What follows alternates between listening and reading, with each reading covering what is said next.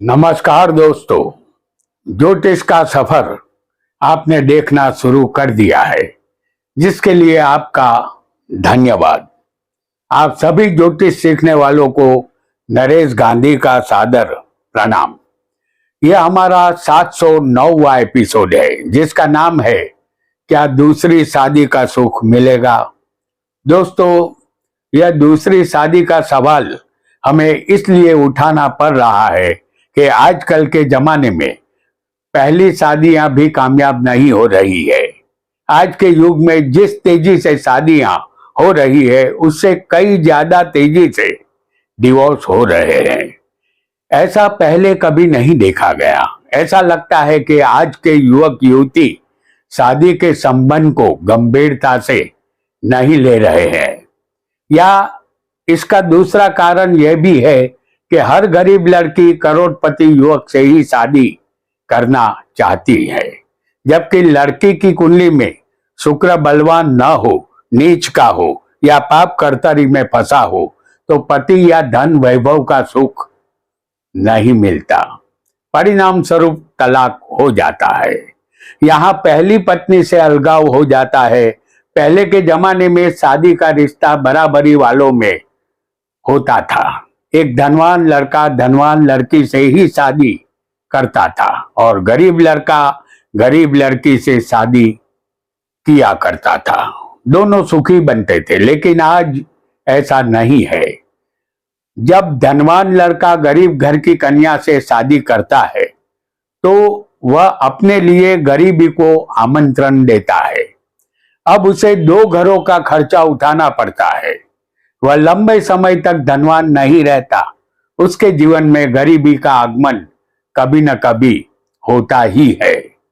हमने हमेशा देखा है कि इस दुनिया में किसी को भी अपना जीवन साथी अपने मन लायक नहीं मिला है। कुदरत उसे वही जीवन साथी देता है जो उसके लिए लायक होता है। यदि हमें लग रहा है कि हमें अपने अनुरूप पात्र नहीं मिला है, तो उस पात्र को अपने लायक बनाना होगा, या हमें उस पात्र के लायक बन जाना होगा। तभी संसार रथ का पहिया आगे बढ़ेगा। पहली पत्नी बीता हुआ कल होती है और दूसरी पत्नी आने वाला कल है। जैसे पतझड़ के बाद वृक्ष फिर से हरे भरे हो जाते हैं, वैसे ही दूसरी पत्नी उस वृक्ष की नई कोपल बन जाती है। पहली पत्नी से अलगाव अंत नहीं, बल्कि एक मोड़ है। मनुष्य अकेला रहकर लंबे समय तक जीवित तो रह सकता है, परंतु सार्थक जीवन नहीं जी सकता। जब पहली पत्नी चली जाती है या तलाक के रूप में संबंध समाप्त हो जाता है, तो व्यक्ति एकांत का बोझ महसूस करता है। बातें करने वाला कोई नहीं होता, भावनाएं बांटने वाला कोई नहीं होता। धीरे धीरे यह अकेलापन मन और व्यवहार दोनों पर असर डालता है। यह किसी के भी जीवन का सबसे कठिन पल होता है, क्योंकि यह केवल दो लोगों का बिछड़ना नहीं है, यह दो आत्माओं के बीच की हमेशा के लिए होने वाली जुदाई है। ऐसे में मन के भीतर एक शून्य जन्म लेता है, एक ऐसा खालीपन जिसे कोई शब्द भर नहीं सकता। और तब धीरे धीरे मन उस खालीपन को भरने की तलाश में निकल पड़ता है। वह तलाश अपने अधूरेपन को पूरा करने की होती है। यहीं से दूसरी पत्नी की आवश्यकता की शुरुआत होती है। पति पत्नी का संबंध विश्वास की बुनियाद पर टिका होता है। समाज में अक्सर दूसरी शादी को संदेह या आलोचना की दृष्टि से देखा जाता है, परंतु जो व्यक्ति यह अनुभव करता है कि वही जानता है कि दूसरी पत्नी की उपस्थिति सुख नहीं, आवश्यकता है। आइए हम कुंडली के द्वारा यह जानेंगे कि क्या दूसरी शादी कामयाब रहेगी। यदि आपकी पहली शादी भंग हो चुकी है तो यह वीडियो आपके लिए है। वीडियो को लाइक करें, शेयर करें और हमारे चैनल ज्योतिष का सफर को सब्सक्राइब करें। धन्यवाद।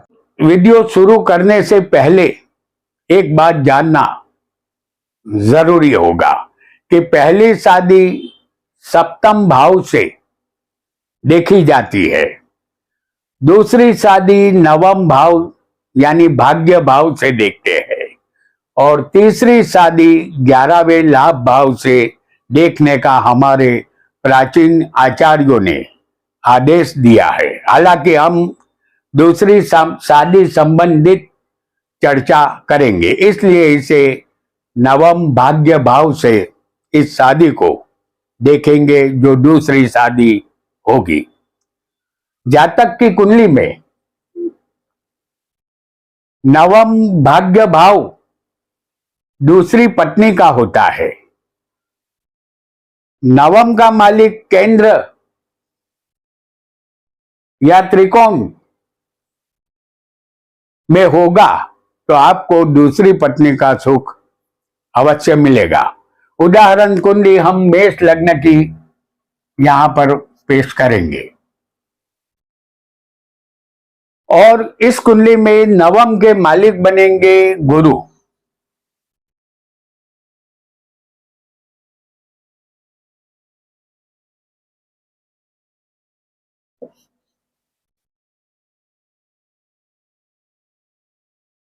इस कुंडली में नवम के मालिक गुरु है, जिसे हम केंद्र त्रिकोण में आपको दिखाएंगे। जैसे केंद्र स्थान पहला, चौथा, सातवां और 10वां होता है और त्रिकोण स्थान 5वां और 9वां माना जाता है। ऐसा योग दूसरी पत्नी संबंधित संपूर्ण सुख देता है। यदि इसी नवम भाव का मालिक आपकी कुंडली में यदि समझिए कि छठे, 8वें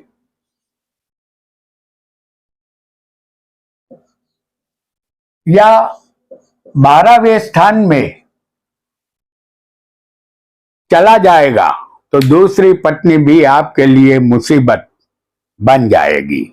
दूसरी पत्नी का सुख भी आपको नहीं मिलेगा। यदि गुरु छठे, 8वें, 12वें जाएगा तो ऐसा पक्का आपको मान लेना है, क्योंकि छठे, 8वें, 12वें स्थान से किसी भी इंसान को यदि दूसरी बार की शादी का मालिक यानी नवम भाव का मालिक यदि छठे, 8वें, 12वें चला जाता है तो यहां सुख नहीं मिलता।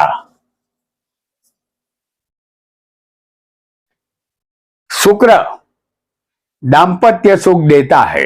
शुक्र ही पत्नी है। आपकी कुंडली में शुक्र कहीं भी वृषभ, तुला या मीन राशि में बलवान बैठा होगा तो पत्नी का सुख आपको मिलेगा। मेष लग्न की यहां एक उदाहरण कुंडली हम पेश करेंगे और मेष लग्न की इस कुंडली में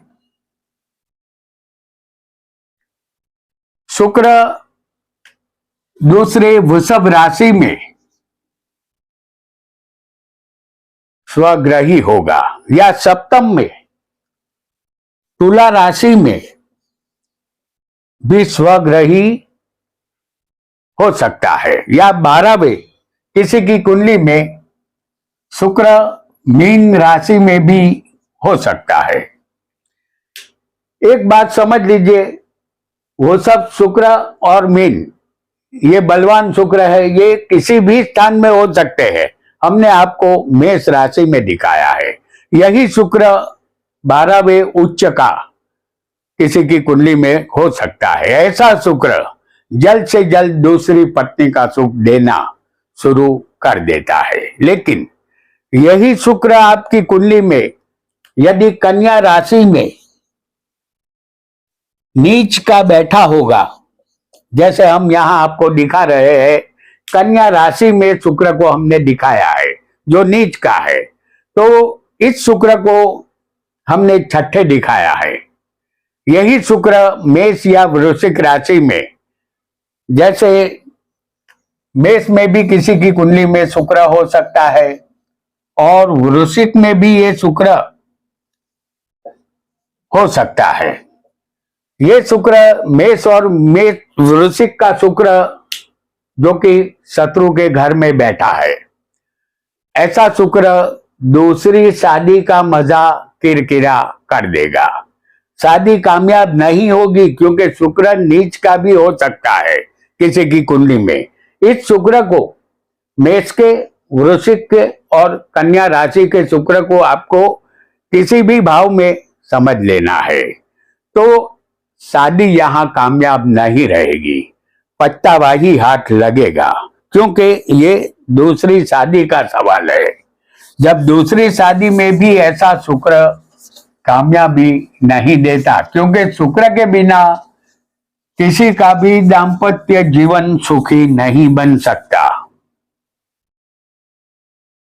आपकी कुंडली में नवम का मालिक छठे, आठवें या 12वें किसी भी एक भाव में बैठा होगा तो दूसरी शादी में भी सुख हासिल नहीं होगा, डिवोर्स हो सकता है। इस मेष लग्न की उदाहरण कुंडली हम आपके सामने लाएंगे। इस कुंडली में नवम के मालिक बनेंगे गुरु, जिसे हम छठे, आठवें या 12वें आपको दिखाएंगे।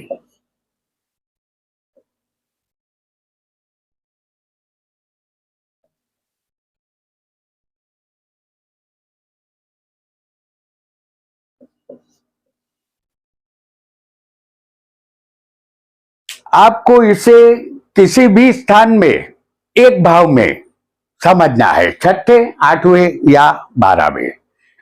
ऐसा योग दोबारा हुई शादी को भंग कर देता है।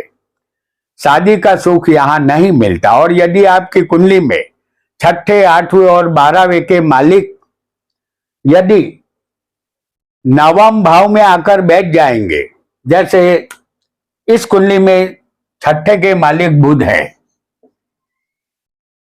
और आठवें के मालिक बनते हैं मंगल और 12वें के मालिक बनेंगे गुरु।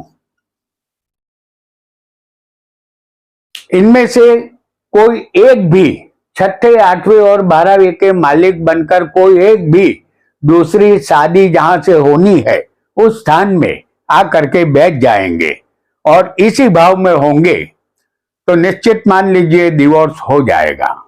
यहां तीसरी पत्नी की तलाश करनी होगी, दूसरी शादी भी भंग होगी, दाम्पत्य सुख यहां नहीं मिलेगा।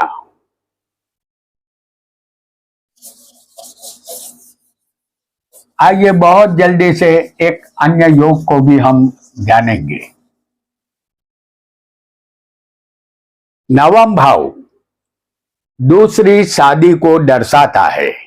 आपका लग्न यहां कोई भी हो, नवम भाव के दोनों तरफ यानी कि 8वें और 10वें स्थान में आपकी कुंडली में शुभ ग्रह बैठे होंगे। जैसे हम अष्टम भाव में आपको बुध दिखा रहे हैं और 10वें भाव में आपकी कुंडली में होगा गुरु। इसे शुभ कर्तरी योग कहते हैं। यहां नवम भाव दो शुभ ग्रहों के बीच में बिल्कुल आकर के सुरक्षित बन गया है। ऐसा योग दूसरी शादी कामयाब करता है, जातक दूसरी शादी के बाद सुखी बनता है। यदि इसी नवम भाव के दोनों तरफ यदि पाप ग्रह होंगे, जैसे हम आपको यहां पर दिखाएंगे, क्योंकि दूसरी शादी नवम भाव से होनी है और दूसरी शादी के दोनों तरफ यदि पाप ग्रह होंगे तो दूसरी पत्नी का सुख नहीं मिलता। जैसे अष्टम में हम आपको शनि को दिखाएंगे और 10वें भाव में होगा राहु। ये दोनों पाप ग्रह है और पाप ग्रह के बीच में दूसरी शादी वाला स्थान दबान में आ चुका है, तो दूसरी पत्नी का सुख भी यहां ऐसा योग होने पर नहीं मिलता, क्योंकि यहां आपका भाग्य का भाव ही फंसा है। इसलिए भाग्य का साथ भी जातक को नहीं मिलता। जातक शादी करके दुखी ही बनता है, ऐसा आपको निश्चित मान लेना है।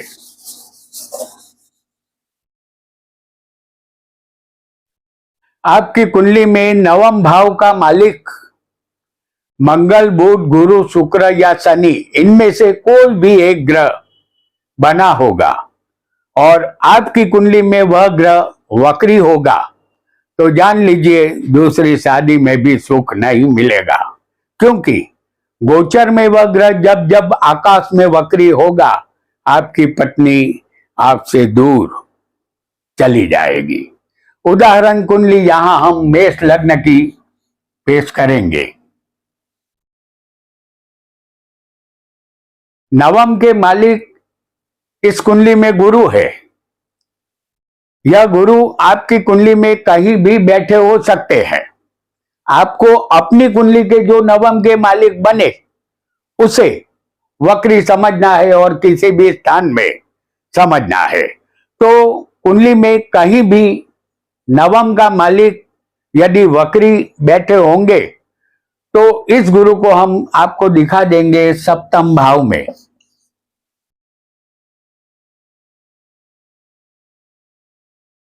यहां सूर्य को हम दिखाएंगे लग्न में। सूर्य से जब छठे, सातवें या आठवें मंगल, गुरु और शनि होंगे तो इसे 100% वक्री मान लेना है, क्योंकि सूर्य से ये गुरु हमने सप्तम दिखाया है। हालांकि छठे होते तब भी ये वक्री होते, आठवें होते तब भी वक्री होते, तो यहां यह गुरु वक्री है 100%। इसी तरह बुध या शुक्र भी वक्री आपकी कुंडली में हो सकते हैं, लेकिन उनके वक्री होने के नियम मंगल, गुरु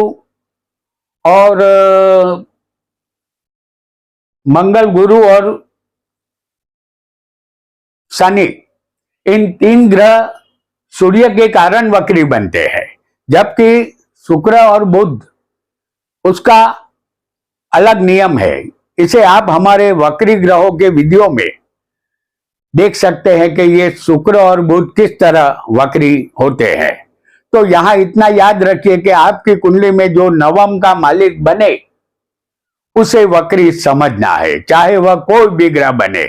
यदि वह वक्री होगा तो दूसरी पत्नी भी आपको सुखी नहीं कर पाएगी। इससे उल्टा यदि आपकी कुंडली का नवम का मालिक वक्री नहीं होगा तो दूसरी पत्नी आपको सुखी अवश्य करेगी, ऐसा पक्का आपको मान लेना है। क्योंकि वक्री ग्रह हमेशा पीछे की तरफ लौटता है, तो यहां पत्नी भी पीछे की तरफ लौटती है, यानी पीछे उनका मायका होता है और अपने मायके की तरफ वो चली जाती है। आइए एक और योग को जानेंगे। आपका लग्न यहां कोई भी हो, काम वासना के कारक शुक्र है और शुक्र ही दाम्पत्य सुख देते हैं। आपकी कुंडली में शुक्र किसी भी भाव में बैठा हो सकता है। इस कुंडली में शुक्र को हम चौथे भाव में आपको दिखाएंगे। आपकी कुंडली में शुक्र के दोनों तरफ, जैसे चौथे भाव में हमने शुक्र को दिखाया है, और दोनों तरफ यानी तीसरे और पंचम स्थान में पाप ग्रह बैठे होंगे। जैसे तीसरे शनि होगा और पंचम में राहु बैठा होगा। शनि राहु पाप ग्रह है और इसे पाप कर्तरी योग कहते हैं। यहां शनि और राहु की जगह किसी को सूर्य, मंगल या केतु भी हो सकते हैं, तब भी पाप कर्तरी योग अवश्य बना है, ऐसा समझना है। जब दाम्पत्य सुख देने वाला ग्रह जो कि शुक्र देता है, इस तरह पाप ग्रहों के बीच में यदि फंसा हो तो जातक कितनी भी शादियां कर ले, पत्नी आती जाएगी और जाती जाएगी, उसे पत्नी का सुख नहीं मिलता, क्योंकि शुक्र ही पत्नी है और शुक्र एक स्त्री ग्रह है। अलबत्ता शुक्र इस तरह पाप ग्रहों के बीच में फंसा नहीं होगा तो दूसरी पत्नी का सुख अवश्य मिलेगा, यानी आपकी दूसरी शादी सफल रहेगी। तो दोस्तों, आज हमने कुंडली के माध्यम से दूसरी शादी का सुख मिलेगा या नहीं मिलेगा यह जाना। हमने दोनों तरह के योग, पॉजिटिव और नेगेटिव, बता दिए हैं। आपकी कुंडली में दूसरी बार की शादी में कोई नेगेटिव योग बना है तो डरने की जरूरत नहीं है। आपको अब की बार ऐसी लड़की शादी के लिए पसंद करनी होगी जिसकी कुंडली में एक ही पति का सुख लिखा हो, और हमारे ख्याल से कुंडली मिलान के बाद ही दूसरी शादी करना आपके लिए बेहतर रहेगा। आपका बहुत बहुत धन्यवाद, धन्यवाद, धन्यवाद।